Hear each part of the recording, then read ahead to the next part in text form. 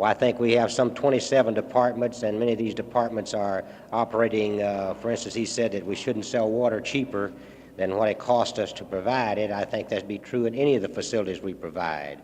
I think in the health department, for instance, we have some 1,600 public pools, such as motels, hotels.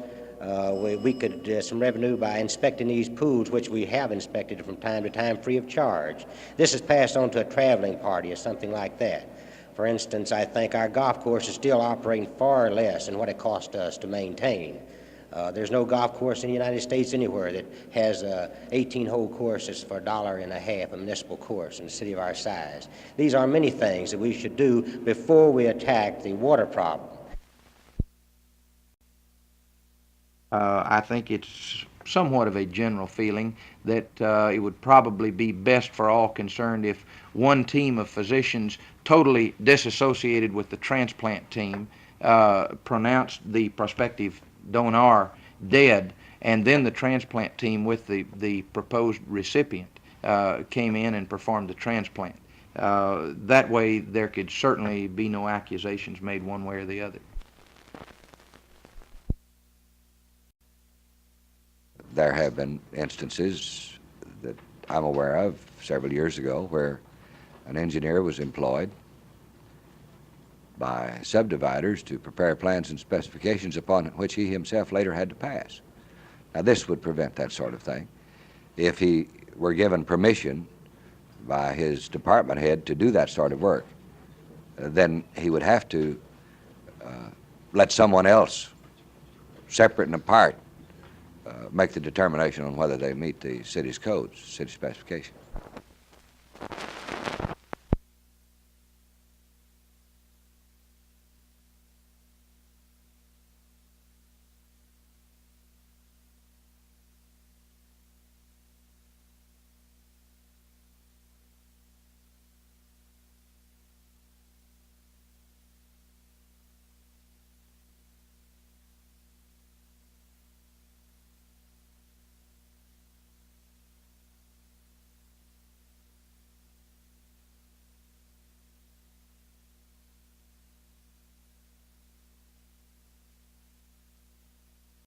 We have seen that Medicare for the elderly is a success. We must now turn our thoughts to another important group of Americans who greatly need our help. Today in this prosperous land, in this year of our Lord, 1968, there are children, little children, who never see a doctor. There are children who are crippled for life by diseases that could be prevented.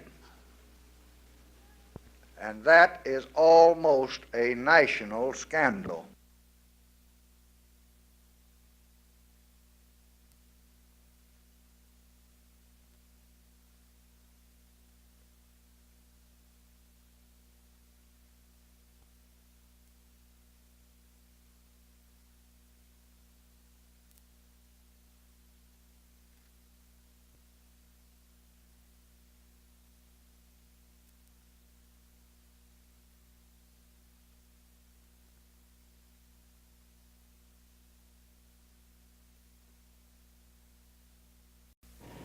We had this morning a case before us where the water lines are available, but the owners of the houses have not tapped on. The sanitary sewer lines are available. There's no excuse for the existence of those outhouses as long as we've got the necessary facilities within reach. Now, what can the city do to order enforcement of those ordinances? Well, they must tie in within 90 days, and obviously somebody has fallen down and not seen to it that they did tie in. And secondly, in the face of the ordinances already on the books, we can take direct action and require something be done about it. And do you feel that the outhouse inspectors are falling behind in their duties? Yes, they are. I would guess that nobody in the health department will claim that job.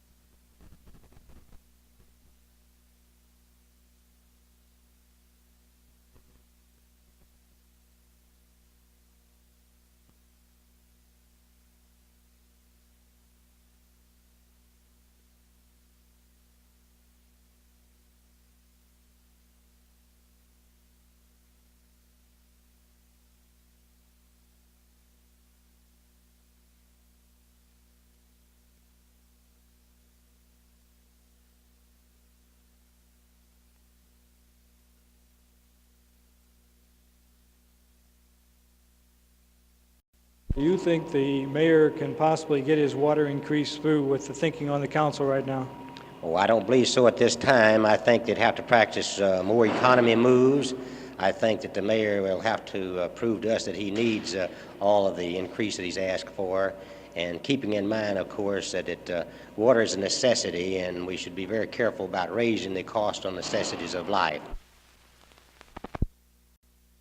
Your main classifications of prospective donors will be accident victims and homicide victims. And in a homicide situation, you have a problem of what happens and what is admissible in the courtroom when the victim of the accused, when his heart has been transplanted, when did death occur, and what will be admissible, whether the defense lawyer can talk about the heart being transplanted and whether the man was or was not dead. And this will be one of the prime concerns of this committee, I would imagine.